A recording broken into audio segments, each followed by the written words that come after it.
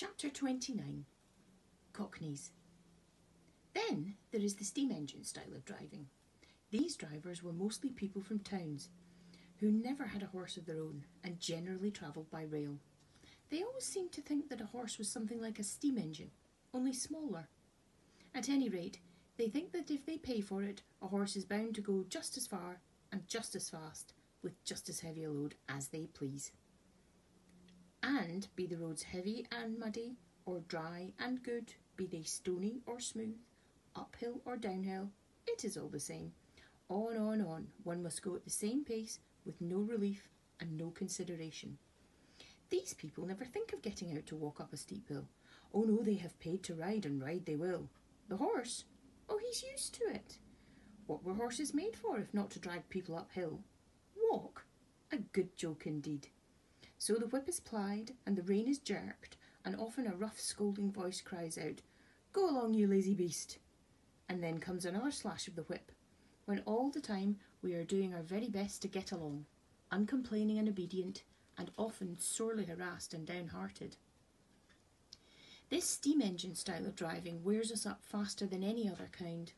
I would far rather go 20 miles with a good considerate driver than 10 with some of these. It would take less out of me.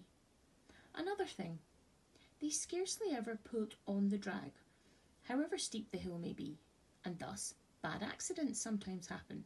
Or if they do put it on, they often forget to take it off at the bottom of the hill, and more than once I have had to pull halfway up the next hill with one of the wheels lodged fast in the drag shoe before my driver chose to think about it, and that is a terrible strain on a horse. Then these Cockneys, instead of starting at an easy pace as a gentleman would do, generally set off at a full speed from the very stable yard, and when they want to stop, they first whip us and then pull up so suddenly that we are nearly thrown in our haunches, and our mouths are jagged with the bit. They call that pulling up with a dash. And when they turn a corner, they do it so sharply as if there was no right side or wrong side of the road. I well remember one spring evening. Rory and I had been out for the day. Rory was the horse that mostly went with me when a pair was ordered, and a good honest fellow he was. We had our own driver, and as he was always considerate and gentle with us, we had a very pleasant day. About twilight we were coming home at a good smart pace.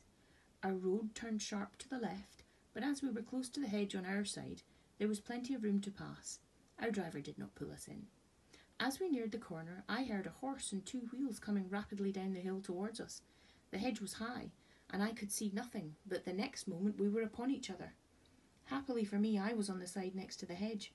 Rory was on the right side of the pole and had not even a shaft to protect him.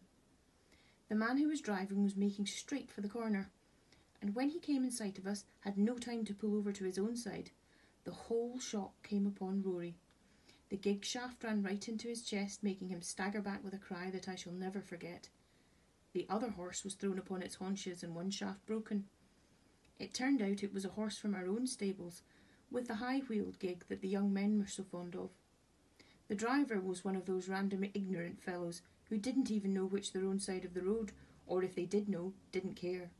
And there was poor Rory, with his flesh torn open and bleeding, and the blood streaming down. They said it if it had been a little more to one side it would have killed him, and a good thing for him, poor fellow, if it had. As it was a long time before the wound healed, and then he was sold for coal carting, and what that is up and down those steep hills only horses know. Some of the sights I saw there, where a horse had to come downhill with a heavily loaded 2-wheel cart behind him, on which no drag could be placed, make me sad now to even think of. After Rory was disabled, I often went in the carriage with a mare named Peggy, who stood in the stall next to mine. She was a strong, well-made animal of a bright dun colour, beautifully dappled and with dark brown mane and tail. There was no high breeding about her, but she was very pretty and remarkably sweet-tempered and willing. Still, there was an anxious look about her eye, by which I knew she had some trouble. The first time we went out together I thought she had a very odd pace. She seemed to go partly at a trot, partly in a canter, 3 or 4 paces, and then to make a little jump forward. It was very unpleasant for any horse who pulled with her, and made me quite fidgety. When we got home, I asked her what made her go in that odd, awkward way. "Ah," she said in a troubled manner, "I know my paces are very bad, but what can I do? It really is not my fault. It is just because my legs are so short. I stand nearly as high as you, but your legs are a good 3 inches longer above your knee than mine, and of course you take a much longer step and go much faster. You see, I did not make myself. I wish I could have done so. I would have had long legs then. All my troubles come from my short legs, said Peggy in a despondent tone. But how is it, I said, when you are so strong and good-tempered and willing?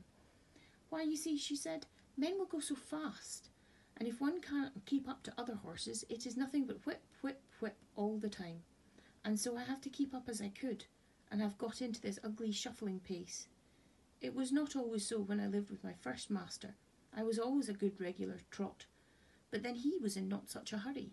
He was a young clergyman in the country, and a good kind master he was. He had 2 churches a good way apart, and a good deal of work, but he never scolded or whipped me for not going faster. He was very fond of me. I only wish I was with him now, but he had to leave and go to a large town, and then I was sold to a farmer. Some farmers, you know, are capital masters, but I think this one was a low sort of man. He cared nothing about good horses or good driving. He cared only for going fast. I went as fast as I could, but that would not do, and he was always whipping, so I got into this way of making a spring forward to keep up.